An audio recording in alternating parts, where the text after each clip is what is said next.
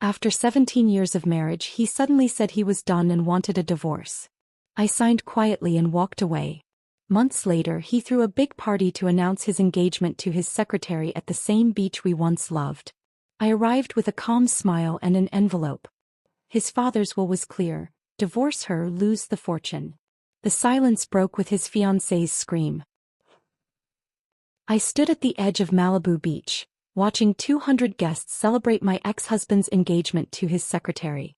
The same stretch of sand where Austin and I had exchanged vows 17 years ago now hosted his new beginning with Olivia Chin. The manila envelope in my hand contained a single document, a copy of William's will that Austin had never bothered to read. Inside, a clause that would cost him $23 million. He just didn't know it yet. I adjusted my sunglasses and began walking toward the white pavilions, my heels sinking into the sand with each deliberate step. But I should explain how I got here, standing at this beach with the power to destroy everything Austin valued. 3 months earlier, before the divorce papers, before I knew about Olivia, I was still playing the role of the perfect corporate wife. Our life operated on invisible schedules I'd memorized like scripture. Thursday evenings meant salmon dinner at 7:30 sharp. Austin would walk through the door at 7:15, giving himself exactly enough time to change out of his suit and scan his emails before sitting down at the table. That particular Thursday, the last one we'd share as a married couple, though I didn't know it then, I noticed his new cologne before I heard his footsteps. For 15 years he'd worn the same woody scent I'd bought him. Then suddenly, 3 months ago, he'd switched to something more aggressive, something that announced his presence rather than complimented it. "Smells good," he said about the dinner, already scrolling through his phone. A text made him smile slightly before he caught himself and returned his face to its usual mask of professional indifference. I'd spent the afternoon preparing for the Harrison Foundation Gala, our law firm's premier charity event.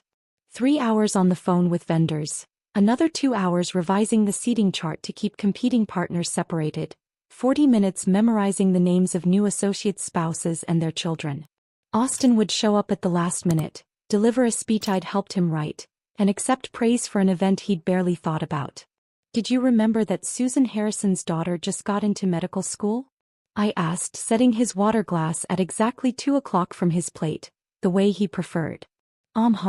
He responded, not looking up from his screen. 6 months earlier he would have made a mental note, would have asked which medical school, would have prepared a congratulations for when he saw Susan.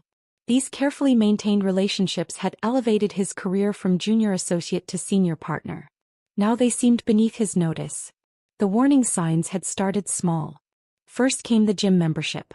Austin had spent our entire marriage mocking men who wasted billable hours exercising. Then suddenly he was leaving the house at 5:30 a.m. for workouts, hiring a 28-year-old personal trainer named Brad who texted him motivation quotes that made him smile at his phone. His suits grew tighter across the shoulders. He started checking his reflection in every window we passed. Then came the business trips that didn't align with his cases. The receipt from Lou Bernardine that fell from his pocket when he'd supposedly been at a partners' meeting. The unexplained charges at jewelry stores on our credit card statement.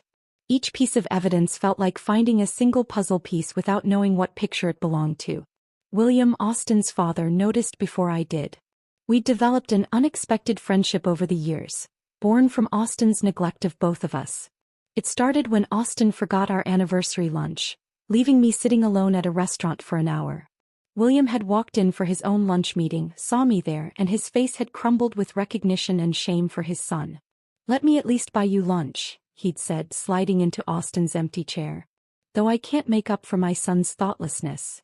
That lunch turned into coffee the following week, then regular Thursday meetings at a quiet cafe near his office. William was everything Austin wasn't: attentive, warm, actually interested in my thoughts rather than just my ability to organize his life. He told me stories about Austin's mother, Eleanor, who died 8 years ago. How she'd also spent decades managing the invisible labor of being married to an ambitious man. How he'd realized too late what she'd sacrificed for his success. "Eleanor would have loved you," William told me one Thursday 3 weeks before Austin asked for the divorce. "She would have seen what I see, a woman giving everything to a man who doesn't deserve it." I'd laughed it off then, uncomfortable with the implied criticism of Austin. "Marriage is about compromise," I'd said, the words tasting false even as I spoke them. No, William had replied firmly. Marriage is about partnership. What you have is servitude dressed up in designer clothes. Those designer clothes were another sign. Austin had suddenly decided my wardrobe needed updating. Not for me but for how I reflected on him. Out went the comfortable classic pieces I'd worn for years. In came structured dresses and uncomfortable heels that he said made me look more like a senior partner's wife should look. The Morrison cocktail party is Thursday, Austin announced that final morning, not asking if I was free, just assuming I'd rearrange my schedule. I have book club Thursday, I said, testing him. He looked at me then, really looked at me for the first time in months, and his expression was one of mild irritation mixed with surprise, as if the furniture had suddenly spoken. Cancel it, he said simply. This is important. Everything Austin did was important. Every meeting, every dinner, every golf game that might lead to a new client. My book club, my friends, my interests. These were obstacles to be managed, not priorities to be considered. Standing here now at his engagement party, watching him laugh with his senior partners, his hand possessively on Olivia's waist, I realized those 17 years hadn't been a marriage. They'd been an elaborate performance where I'd memorized my lines so well that I'd forgotten I was acting. The manila envelope in my hand wasn't just about revenge or money. It was about finally stepping off the stage I'd been performing on and watching the entire theater collapse without its most essential support. The white pavilions fluttered in the ocean breeze as I approached the gathering, but my mind pulled me back to that Thursday evening 3 months ago when everything shifted. I could still hear the mechanical precision of plates sliding into the dishwasher rack, each movement deliberate and calculated, as if Austin had rehearsed this moment in his mind. The kitchen had felt smaller that night, the walls pressing in as he spoke without turning around. I'm done, Kaylee. I want a divorce. 5 words delivered to the back of his head.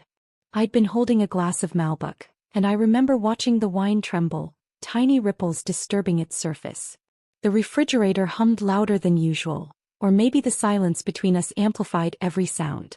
There was a water stain on the ceiling I'd never noticed before, shaped like a question mark, and I focused on it while my marriage dissolved in the space between the dishwasher and the kitchen island. That's it. My voice had come out steady, which seemed to surprise both of us. 17 years and you're done? Austin finally turned then, wiping his hands on the dish towel with the same methodical care he applied to everything.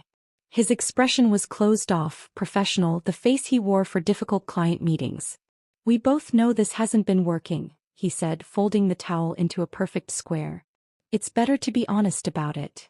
The conversation lasted exactly 12 minutes. I know because I watched the microwave clock the entire time, green numbers marking the systematic destruction of everything we'd built. Austin outlined his plan with the efficiency of a corporate merger. He'd already consulted a lawyer, already found an apartment, already calculated the division of assets. The precision of it told me this wasn't a sudden decision. This was months of planning delivered in minutes. Over the following 2 weeks, Austin dismantled our life with surgical precision. He packed only when I was at the grocery store on Tuesday mornings or during my Thursday book club. I'd come home to gaps in the closet, empty spaces where his shoes had been, hangers swaying slightly as if disturbed by ghosts. He took his grandfather's Rolex but left the watch I'd given him for our 5th anniversary. He packed his law books but abandoned the novels we'd read together during our early years. The wedding ring appeared on the bathroom counter on a Wednesday morning, placed beside his electric toothbrush like an afterthought. No note, no ceremony, just a circle of platinum catching the morning light. I picked it up and felt its weight, remembering how he'd fumbled putting it on my finger at our beach ceremony, his hands shaking with what I'd thought was emotion but now wondered if it was just performance anxiety. I moved to the guest room, unable to face the indentation his body had left on his side of our bed. But his presence lingered everywhere. Dark hairs in the shower drain that I couldn't bring myself to clean. The smell of his aftershave clinging to the bathroom towels.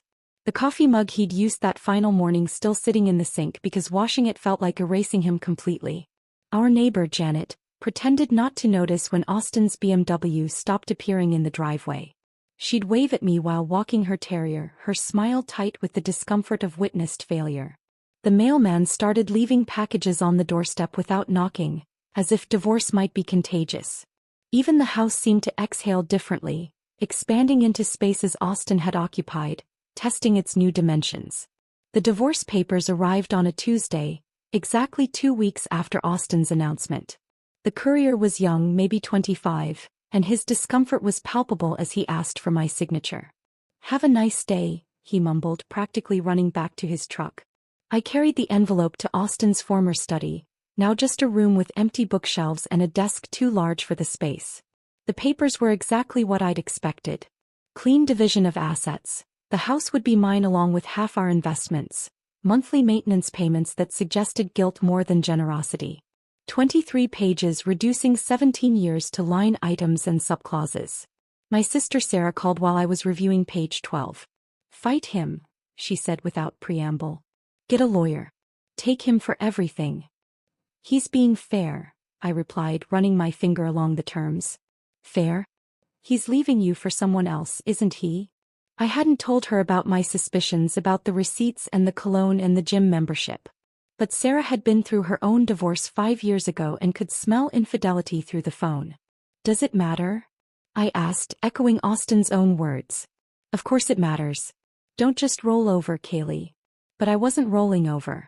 Something in my gut told me to wait, to watch, to let Austin think he was controlling this narrative. I pulled out the Mont Blanc pen he'd given me for our 10th anniversary, a gift presented over dinner in Tuscany when he'd still looked at me like I mattered. The irony of signing divorce papers with his anniversary gift wasn't lost on me, but there was something poetic about it, like closing a circle.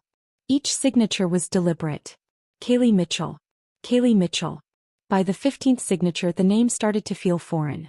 By the 20th I was already thinking of myself as Kaylee Chin again, my maiden name waiting to be reclaimed.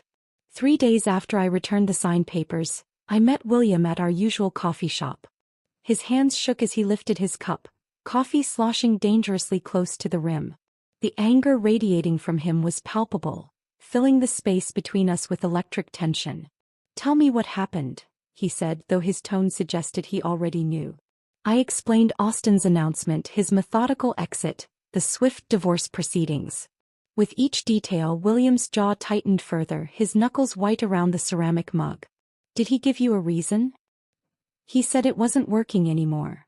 William's laugh was bitter, sharp enough to draw looks from other patrons. "That's what his grandfather said when he left his grandmother." Almost word for word.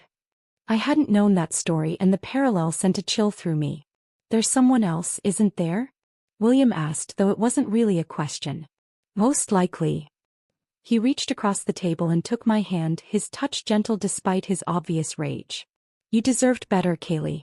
You've always deserved better than what my son was capable of giving." We sat in silence for a moment, the coffee shop noise fading around us. William's thumb traced small circles on my hand, a paternal gesture that made my eyes burn with unshed tears. "I failed him somehow," William said quietly. "Failed to teach him what really matters.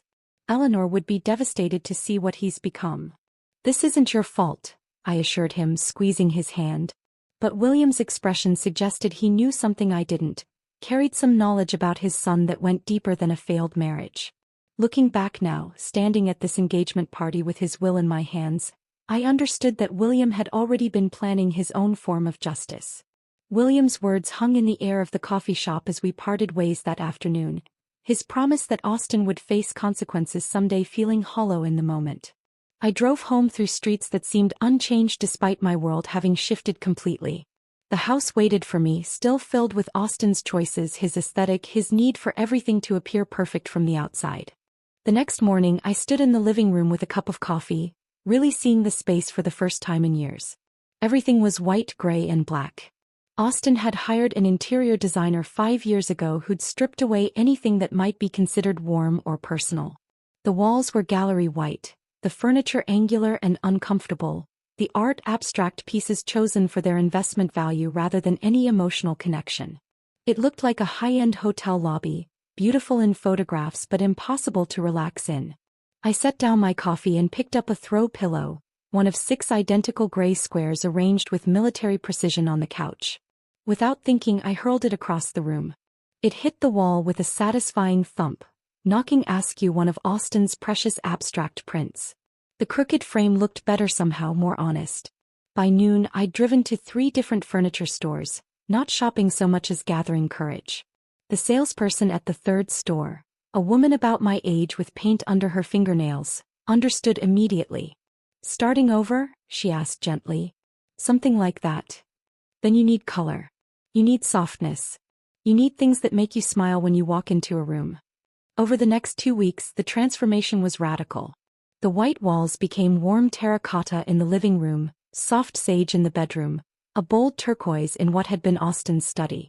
I bought a overstuffed sectional in rich burgundy velvet that Austin would have despised, throw pillows in jewel tones, curtains that actually blocked light instead of just looking architectural. Plants appeared everywhere. Monstera, pothos, fiddle leaf figs, creating the controlled chaos of actual life. Janet from next door knocked one afternoon while I was hanging wind chimes on the porch. "Kaylee, I hardly recognized the place when I walked by," she said, peering through the doorway. "Hey, I led her inside, watching her expression shift from polite interest to genuine surprise. "It's so warm now," she breathed, running her hand along the new chenille throw draped over the couch.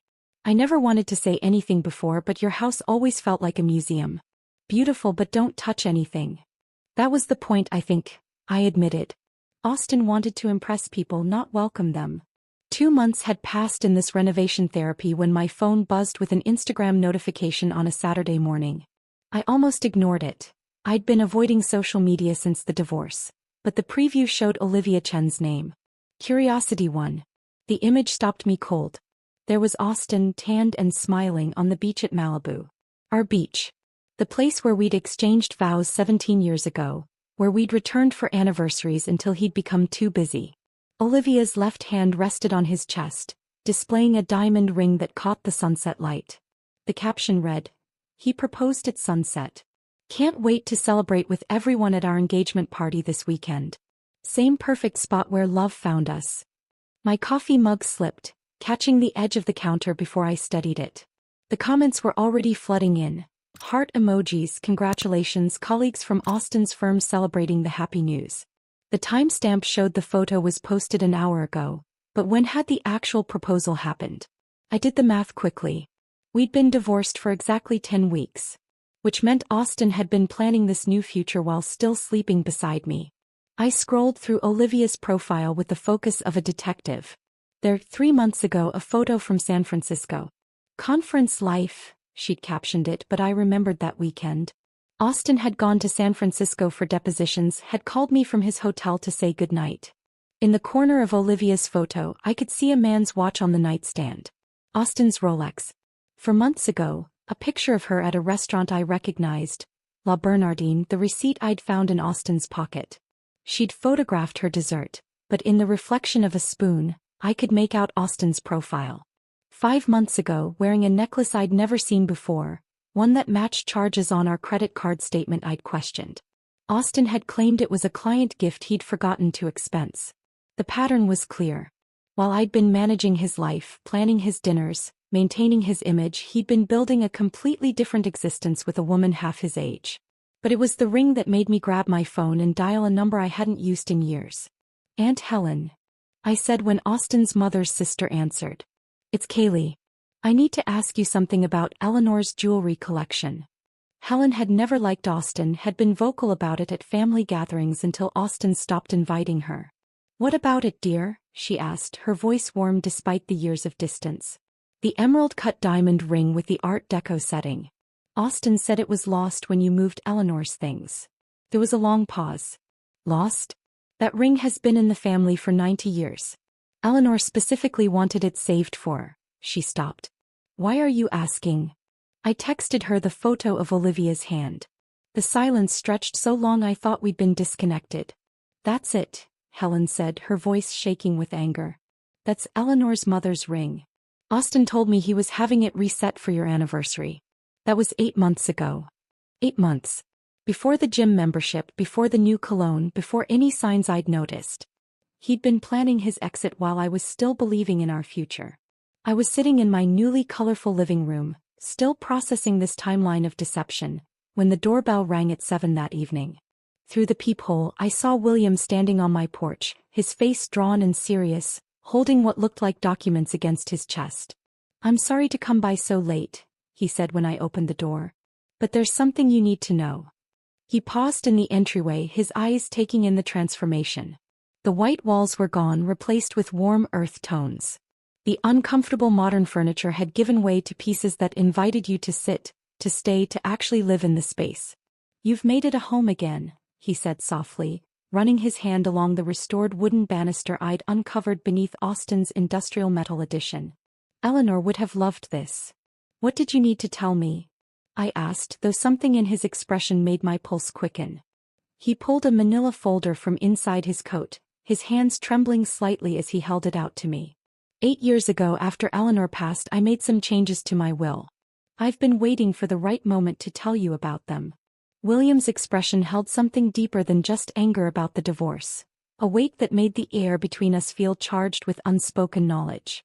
He pulled a folded document from his inner jacket pocket, his movements careful and deliberate, as if he were handling something precious and dangerous simultaneously. The paper trembled slightly in his weathered hands as he spread it on the coffee shop table between us, pushing aside our barely touched cups. 8 years ago, after Eleanor passed, I made some changes to my estate planning," he began, his voice low enough that I had to lean forward to hear him. "I was watching Austen even then, seeing patterns that disturbed me. The way he treated you at Eleanor's funeral, more concerned about the reading of her will than comforting anyone. The way he calculated the value of her jewelry before her body was even cold."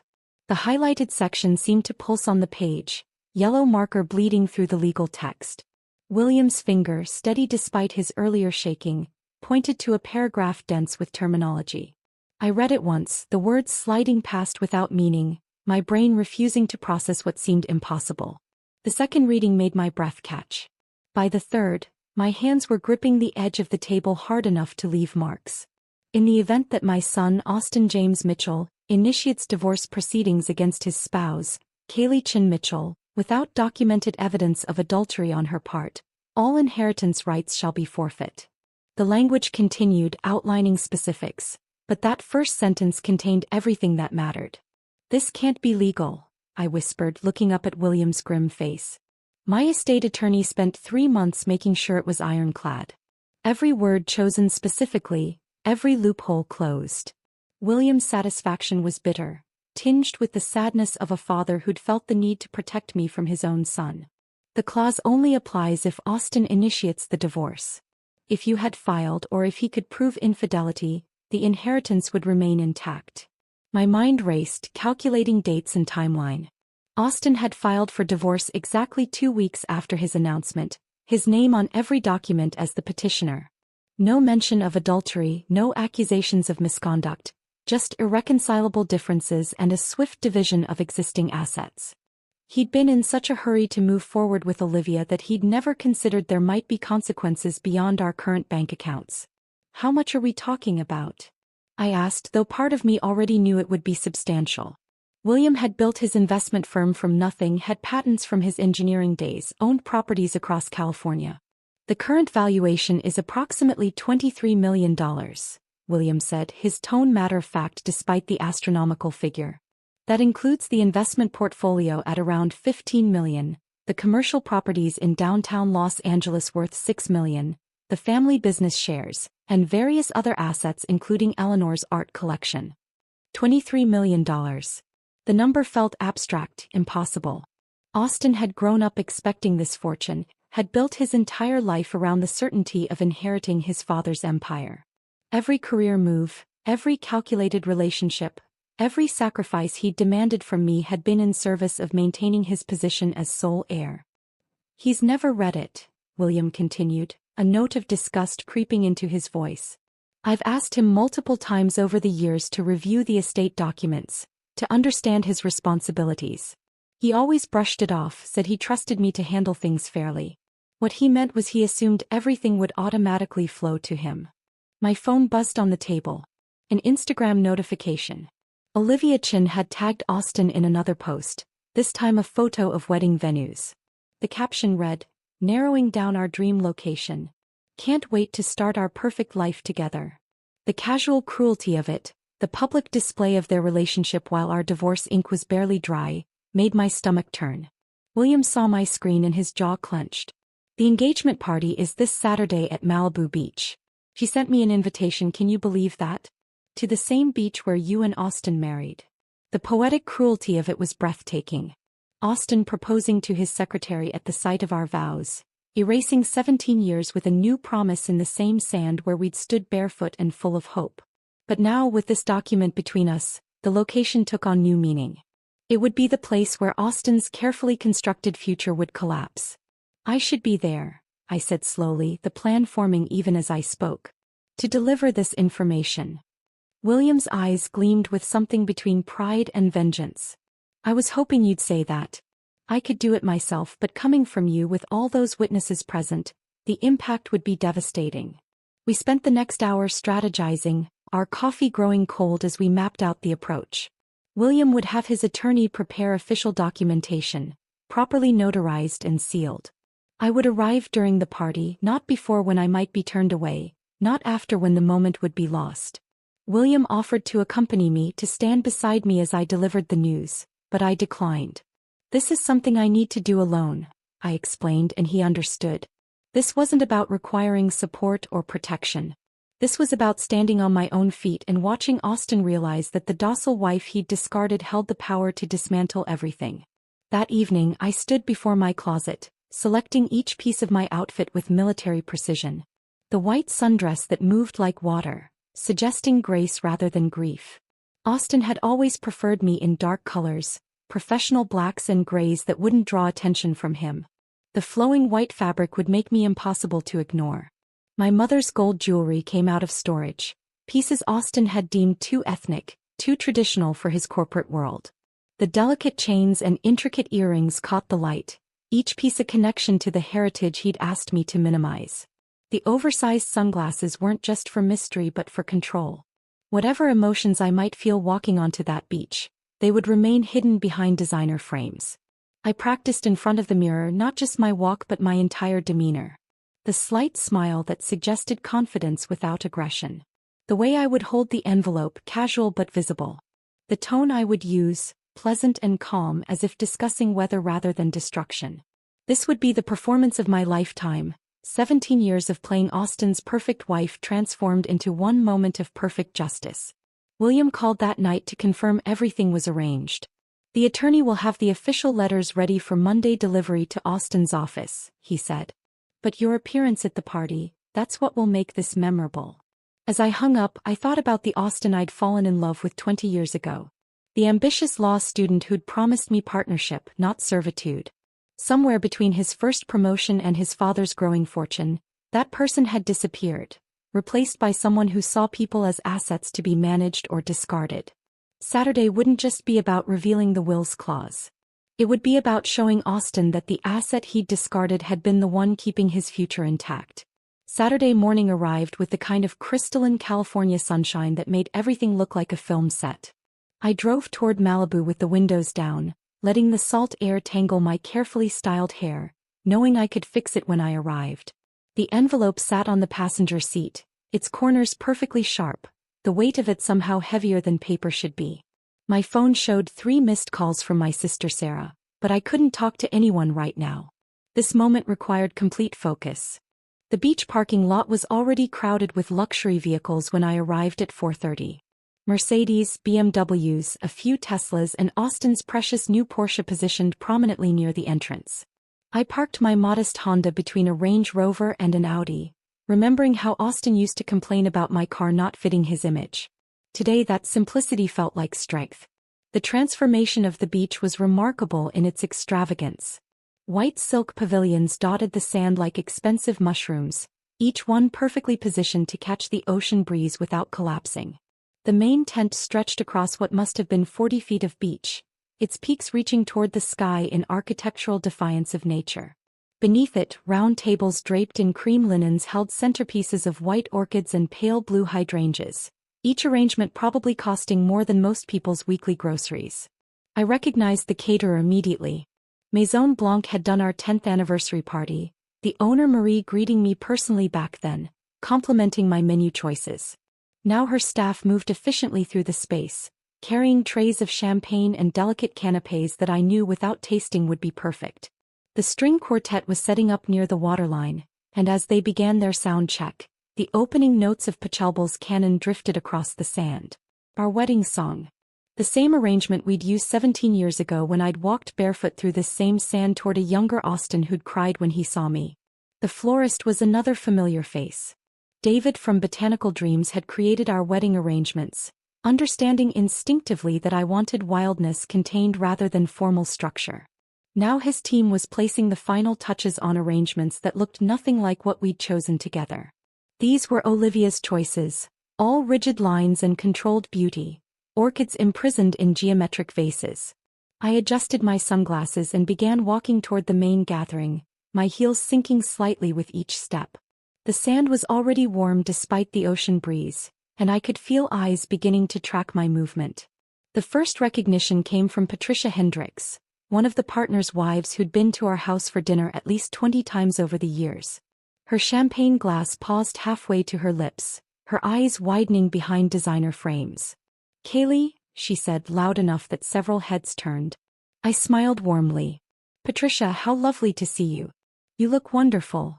She struggled for words, her gaze darting between me and the main tent where Austin held court. Behind her, I caught sight of Robert and James, two junior partners from Austin's firm who'd spent countless Sunday afternoons watching football in our living room. They exchanged glances, and Robert actually took a step backward as if my presence might be contagious. The ripple effect began immediately. Conversations halted mid-sentence, champagne flutes lowered, heads turned to track my progress across the sand. I recognized so many faces from 17 years of carefully cultivated relationships. There was Dr. Morrison from the country club, whose affair with his dental hygienist I'd never mentioned to anyone. Sandra Phillips from the charity board who'd cried in my kitchen after her son's drug arrest, trusting me to keep her secret. Marcus Chin from Austin's firm, who'd once drunkenly confessed his gambling debts at our Christmas party. They all watched me now with expressions ranging from shock to discomfort to something that might have been guilty recognition. These people who'd chosen Austin's side in the divorce, who'd stopped returning my calls, who'd unfriended me on social media with surgical precision. They stood frozen, unsure how to process my appearance at Austin's engagement celebration. I continued walking, my path steady and deliberate. Near the main tent, I spotted the core group. Austin stood at the center, his back to me, gesturing as he told what was undoubtedly a story about his latest courtroom victory. Olivia hung on his arm, her laugh tinkling across the space like broken glass. She wore a white designer dress that probably cost more than most people's monthly rent, the fabric clinging in ways that suggested architecture rather than clothing. Her dark hair was pulled into an elegant chignon, diamonds glittering at her throat and ears. It was Olivia who saw me first. Her practiced smile, the one she'd perfected in countless Instagram photos, froze into something resembling a mask. The champagne glass in her free hand trembled slightly, sending ripples through the golden liquid. She tugged at Austin's sleeve, her manicured nails digging into his jacket. "Austin," she whispered, but her voice carried in the sudden quiet that had descended around their group. He turned with the measured control of someone used to managing juries, his expression shifting through a calculated sequence of emotions. Surprise first, quickly suppressed. Then annoyance, smoothed into professional neutrality. Finally, a forced smile that didn't reach his eyes, the kind he used for difficult clients. "Kaylee," he said, his voice carrying intentionally, making sure everyone heard him acknowledge me first. "This is unexpected." Behind him, I noticed David Chin, Austin's managing partner, and the puzzle pieces suddenly clicked into place. David's features, the shape of his eyes, the set of his jaw, the family resemblance to Olivia was unmistakable now that I was looking for it. David Chin wasn't just Austin's boss, he was Olivia's uncle. The rapid promotion Austin had received, Olivia's position as his secretary despite her limited experience, the favorable treatment Austin had been receiving at the firm, it all made sense now. David stepped forward slightly, positioning himself protectively near Olivia. His expression was wary, calculated, the face of a man who understood that personal drama could quickly become professional disaster. He knew why his niece was really with Austin, knew about the expected inheritance that would secure her future and, by extension, benefit his own position. "Mrs. Mitchell," David said carefully, still using my married name as if to establish boundaries. "It's Miss Chin now," I corrected gently. "I've gone back to my maiden name." The correction landed like a small bomb in the group. Olivia's grip on Austin's arm tightened, her knuckles white against his navy jacket. Around us, the party continued in muted tones, guests pretending to converse while obviously straining to hear every word of our exchange. The string quartet had stopped their warm-up, uncertain whether to begin playing or wait. The servers had slowed their circulation, hovering at the edges of the scene with forgotten trays. 200 guests, all connected to Austin's professional world, all watching to see how he would handle this unexpected arrival of his discarded past at his gleaming future celebration. The beach that had witnessed our beginning would now witness something else entirely, though they didn't know it yet. The silence stretched between us, taut as a wire, while 200 guests held their collective breath. Austin's jaw worked silently, and I could see him calculating his next move with the same precision he used in court. He stepped toward me, his hand reaching out as if to guide me by the elbow, a gesture he'd perfected over years of steering me through social situations. "Perhaps we could discuss this somewhere more private," he said, his voice pitched loud enough to suggest reasonableness to our audience while attempting to maintain control.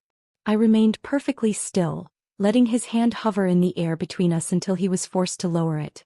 The envelope in my hand felt warm against my palm, as if the documents inside were alive with their own energy. "Oh, I won't take much of your time," I said, my voice pleasant and clear, carrying across the beach with the same projection I'd learned hosting his corporate events. "I just wanted to deliver something in person." It seemed appropriate given the setting. Austin's eyes narrowed slightly, but his professional smile remained fixed. Behind him, David Chin shifted his weight, his business instincts clearly warning him that something significant was about to unfold. Olivia's grip on Austin's arm had become almost desperate, her knuckles white against his navy jacket, her breathing shallow and quick. "What is this about, Kaylee?" Austin asked, attempting to inject authority into his tone. I pulled the document from the envelope with deliberate care, the official seal catching the late afternoon sunlight. "It's about your father's will, Austin. Specifically the moral clause he added 8 years ago." The words landed like stones dropped into still water, ripples of shock spreading through the assembled crowd. Several phones appeared in hands, held at angles that suggested recording rather than checking messages. Austin's colleague Marcus actually stepped closer, his expression shifting from discomfort to intense interest. "What are you talking about?" Austin's voice had lost its measured control, rising slightly in pitch. "The clause is quite specific," I continued, holding the document where he could see it but not quite reach it. "If you initiated divorce proceedings against me without documented proof of infidelity on my part, you forfeit your entire inheritance. Everything transfers to your mother's cancer research foundation." The blood drained from Austin's face so quickly that for a moment I thought he might faint. His mouth opened, then closed, no sound emerging. Behind him, I heard Patricia Hendricks gasp, her champagne glass slipping from her fingers to land soundlessly in the sand. "That's not possible," Austin managed, his voice barely above a whisper. "Your father's attorney confirmed it's completely binding," I said, maintaining my calm tone despite the adrenaline coursing through my veins. $23 million, Austin. The investment portfolio, the commercial properties, the business shares. All of it. David Chin stepped forward, his business mind clearly racing through the implications. A senior partner without his expected inheritance was a very different asset to the firm. His movement seemed to break Olivia from her frozen state. She lunged forward, snatching the document from my hand with such force that one of her acrylic nails caught and tore. Her eyes moved frantically across the page, her lips moving silently as she read. The designer dress that had looked so elegant moments before now seemed to constrict her breathing, her chest rising and falling rapidly as she processed the legal language. "This is fake," she said, her voice high and desperate. "This has to be fake. Tell them it's fake, Austin." But Austin stood frozen, his legal mind undoubtedly recognizing the authentic formatting, the official seals, the language that matched his father's attorney's style. His silence was more damning than any confession could have been. Olivia's eyes darted between the document and Austin's ashen face, searching for denial that wouldn't come. She stumbled backward, her designer heel catching in the sand and snapping with an audible crack. She kicked off both shoes violently, standing barefoot in the sand, the document crumpling in her clenched fist. "You told me," she began, her voice rising with each word. You promised me that everything was yours. The fortune, the properties, the future you sold me on. Olivia, please. Austin reached for her, but she jerked away, nearly colliding with a server carrying a tray of champagne. $23 million. She was screaming now, all pretense of elegance abandoned. You let me plan a life, a future based on money you don't even have. The sound that emerged from her throat next was primal, a scream of pure rage that sent the seagulls that had been peacefully circling overhead scattering in all directions. Guests stumbled backward, creating an expanding circle around us, their faces masks of shock and barely concealed fascination. Someone's champagne glass shattered against a rock, the sound sharp in the aftermath of Olivia's scream. You lied to me.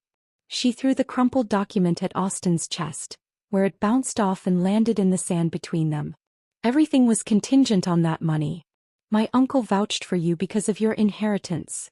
David Chen's face had turned an alarming shade of purple, his professional reputation now tangled in this spectacular public humiliation. He moved toward his niece, perhaps to quiet her, but she rounded on him with equal fury. You knew, she accused, pointing a shaking finger at him. You had to have known something was wrong. You did the background checks when Austin joined the firm. The revelation sent another ripple through the crowd. Background checks that had missed a $23 million contingency? The other partners from Austin's firm exchanged meaningful glances, their faith in David's judgment visibly crumbling. Austin finally found his voice, reaching for Olivia again. We can talk about this. There might be ways to contest. Contest. Olivia laughed, but the sound was hollow, bitter. With what money? You just became worthless to me, to the firm, to everyone here. She grabbed her purse from a nearby table, knocking over a centerpiece in the process. Water and orchids spilled across the white linen, creating a spreading stain that looked like surrender. The string quartet had long since stopped playing, their instruments held uselessly as they watched the drama unfold. The caterers stood frozen with their trays, unsure whether to continue service or retreat entirely. The notification from William's attorney will arrive at your office Monday morning, I said into the chaos, my voice cutting through the murmurs and gasps. I thought you deserved to hear it first, considering the circumstances. Austin turned to me then, his eyes holding a mix of rage and something that might have been grudging respect. He'd been outmaneuvered not by aggressive tactics or legal warfare, but by his own arrogance and assumptions. The paradise he'd built with Olivia, on this beach that held our history, had crumbled in less than 5 minutes. Around us, the perfect engagement party continued its collapse. Olivia was stumbling toward the parking lot, her uncle hurrying after her, their raised voices carrying back on the ocean breeze. Guests were already pulling out phones, not even pretending to be discreet as they texted and called, spreading the news through Los Angeles's legal community like wildfire. Austin stood alone in the center of what had been his triumph, surrounded by the debris of his ambitions. I turned from Austin's frozen figure and began my walk back across the sand, each step deliberate and measured. The white sundress moved around my legs with the ocean breeze, and I could feel the weight of 200 pairs of eyes following my progress. My heels sank deeply into the sand with each step, leaving perfect impressions that the incoming tide would soon erase. But for now they marked my path away from 17 years of marriage and toward something I couldn't yet name. The crowd parted as I approached, creating a corridor through their expensive clothes and shocked faces. Patricia Hendricks reached out as if to touch my arm, then thought better of it, her hand dropping to clutch her pearls instead. Robert from Austin's firm actually nodded at me, a gesture somewhere between respect and acknowledgement, as if he'd just witnessed a masterful closing argument in court. Sandra Phillips mouthed what might have been good for you, though no sound emerged. Behind me the chaos continued to unfold. I could hear Olivia's voice carrying on the wind, sharp bursts of anger mixed with what sounded like sobbing. Austin's voice rose occasionally, trying to restore order, to manage the situation the way he managed everything else in his life. But some things couldn't be managed, controlled, or negotiated away. Some consequences arrived with the force of natural law. Marcus Chin stepped directly into my path, his expression unreadable. For a moment I thought he might say something, might try to defend Austin or condemn me for my timing. Instead he moved aside with something approaching a bow, a gesture of recognition for what I'd just accomplished. As I passed I heard him murmur to his wife, Austin should have read the will. First rule of law, always read the documents. The sand gave way to pavement as I reached the parking lot, and the solid ground beneath my feet felt like crossing from one world into another. The sounds of the party, the murmuring voices, the distant crash of waves, someone's nervous laughter, began to fade. I could see my Honda ahead, modest and reliable among the luxury vehicles, waiting exactly where I'd left it. My phone buzzed in my purse as I reached the car. I pulled it out to find a message from William, time-stamped just minutes ago. He must have been watching the clock, knowing approximately when I'd deliver the news. The message was characteristically brief. I trust the delivery went smoothly. Dinner Thursday? My treat as always. The normalcy of it, the casual assumption that our regular dinner would continue despite the bomb I'd just detonated in his son's life, made me smile for the first time that day. Not a practiced smile or a strategic one, but something genuine. I typed back quickly, wouldn't miss it. Your son now knows what he lost. My hands were perfectly steady as I unlocked the car and slid behind the wheel. No trembling, no delayed shock, no sudden rush of regret or doubt. The strange calm that had carried me through the confrontation remained solid as bedrock. This wasn't the shaky equilibrium of suppressed emotion, but something deeper, more fundamental. The peace that comes from finally, fully standing in your own truth. I started the engine and pulled out of the parking space, taking one last look at the beach in my rearview mirror. The white pavilions that had looked so elegant an hour ago now seemed like monuments to Austin's hubris, temporary structures that would be dismantled by morning, leaving no trace they'd ever existed. The ocean continued its eternal rhythm, unconcerned with the human drama playing out on its shores. This same stretch of sand had witnessed our wedding 17 years ago, when I'd walked barefoot through the surf in a simple white dress, believing in forever. The coastal road curved away from the beach, and I followed it past familiar landmarks that felt like mile markers of our relationship. There was Ocean View Restaurant where Austin had proposed, down on one knee with a ring he'd chosen without consulting me, so certain I'd say yes that he'd already made reservations for our engagement party. The Seafoam Inn where we'd spent our wedding night, where he'd carried me across the threshold with promises of partnership and equality that had evaporated like morning mist. Each location I passed felt like shedding another layer of the past, leaving it behind on this stretch of California coastline. The woman who'd driven to the beach an hour ago carrying an envelope and 17 years of accumulated hurt wasn't the same one driving away. That woman had been defined by her relationship to Austin, as wife, as support system, as the silent foundation of his success. This woman, the one gripping the steering wheel with steady hands, was just Kaylee Chen. No suffix required. The highway opened up before me and I pressed the accelerator, feeling the Honda respond eagerly. There was something profound in this moment that had nothing to do with Austin's financial destruction or Olivia's public humiliation. It wasn't about the money he'd lost or the consequences he'd face Monday morning when William's attorney made everything official. The truth was simpler and more complex simultaneously. Revenge, I realized, wasn't about actively destroying someone. It wasn't about planning their downfall or orchestrating their humiliation. True revenge was simply stepping back and allowing someone's own choices to play out without the safety net they'd taken for granted. Austin had built his new life on a foundation of assumptions. That his inheritance was guaranteed, that I would remain the quiet, accommodating ex-wife, that his father would never hold him accountable for his choices. He'd been wrong on all counts, but the wrongness wasn't my doing. I hadn't created the clause in William's will.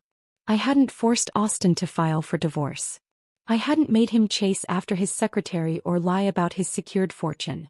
All I'd done was deliver information he should have known, at a moment when that information would have maximum impact. The rest was simply consequence following cause, as natural and inevitable as waves following the pull of the moon.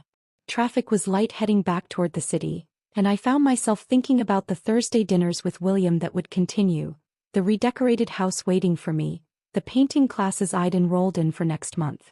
Life would go on, fuller somehow for having shed the weight of Austin's expectations and demands. The future, which had seemed so uncertain when he'd announced his desire for divorce, now stretched ahead with possibility. My phone buzzed again with text messages from Sarah, from friends who'd already heard through the lightning-fast gossip network, from numbers I didn't recognize. I ignored them all. There would be time for conversations and explanations later. For now, I drove toward the sunset with the windows down, my hair whipping in the wind, the taste of salt and freedom on my lips. The sunset painted the sky in shades of orange and pink as I pulled into my driveway, the automatic response of checking my phone finally winning over my desire for continued silence. 43 messages waited, but I scrolled past most of them, stopping only at one from Marcus Chin, sent just 30 minutes after I'd left the beach. Austin trying damage control. Partners meeting called for Monday morning. David Chin recusing himself from all decisions regarding Austin's position. Thought you should know. Monday arrived with the kind of dramatic flair Austin would have appreciated in his old life. According to Patricia Hendricks, who called me that afternoon unable to contain herself, William's attorney had arrived at the law firm at precisely 9 a.m., requesting to see Austin in the presence of the senior partners. The envelope he delivered contained not just notification of the inheritance forfeiture, but copies of all relevant documentation, authenticated and notarized, leaving no room for interpretation or hope. Austin just sat there, Patricia reported, her voice hushed with the thrill of witnessed downfall. He didn't say a word for 5 full minutes. Then he asked to be excused and left the building. Security had to box up his office because he never came back. The Cancer Research Foundation that had been Eleanor's passion project released a statement that Tuesday, thanking the Mitchell family for their generous contribution while carefully avoiding any mention of the circumstances. $23 million would fund research for years, would save lives, would create something meaningful from the wreckage of Austin's choices. Eleanor would have appreciated the irony, her son's selfishness transformed into selfless good. By Wednesday, Olivia Chin had vanished from Los Angeles entirely. The movers arrived at Austin's apartment while he was meeting with attorneys, packing her belongings with the efficiency of people paid to not ask questions. She'd left the engagement ring on the kitchen counter with no note, the diamond catching morning light through the window, beautiful and worthless now that its promise had evaporated. Her Instagram account disappeared, her LinkedIn updated to show a position with the firm's Tokyo office, as far from the scandal as geography allowed. David Chen's response was equally swift and merciless. He issued an internal memo distancing himself from his niece's personal decisions and Austin's unfortunate circumstances, making it clear that nepotism had played no role in any firm decisions. The fact that everyone knew this was untrue didn't matter. The appearance of propriety had to be maintained. Austin's cases were redistributed within days, his name removed from the partnership listings, his parking space reassigned to a younger, hungrier associate who still believed in forever. The gossip mill churned through the story with voracious appetite. Each retelling added new details, some true, most embellished. By the end of the week, the story had morphed into something almost mythical. The discarded wife returning like an avenging angel, the greedy secretary fleeing in shame, the fortune lost to hubris. I heard versions where I'd planned it all from the beginning, where William and I had conspired together, where Olivia had known about the will and gambled anyway. None of them captured the simple truth, that consequences follow actions as surely as shadow follows light. Thursday dinner with William continued as if the world hadn't shifted on its axis. We met at our usual restaurant, ordered our usual meals and talked about everything except Austin. William had aged years and days, the weight of watching his son's destruction evident in new lines around his eyes, but there was also something like peace in his expression. The foundation called today, he mentioned over dessert. They want to name a research wing after Eleanor. She would have loved that, I replied and meant it. 6 months later, on an ordinary Tuesday morning, I ran into Austin at a coffee shop near my art class. I almost didn't recognize him at first. The expensive suits had been replaced with khakis and a simple button-down, the kind you could buy at any department store. His Porsche was nowhere to be seen. Through the window I could see him walking toward an older model Toyota, practical and unremarkable. "Kaylee," he said, and for the first time in 20 years he looked directly at me, really saw me. "Hello, Austin." We stood there for a moment, two people who had once promised forever, now strangers with too much history. He looked older certainly, but also somehow clearer, as if losing everything had scraped away decades of pretense. "I work at a small firm in the valley now," he offered, unprompted. "Personal injury cases mostly. It's actually interesting when it's about helping people instead of just billing hours." "That's good," I said, and found that I meant it. "I wanted to apologize," he began, then stopped, seeming to realize the inadequacy of words. Not for your benefit. I know it's too late for that.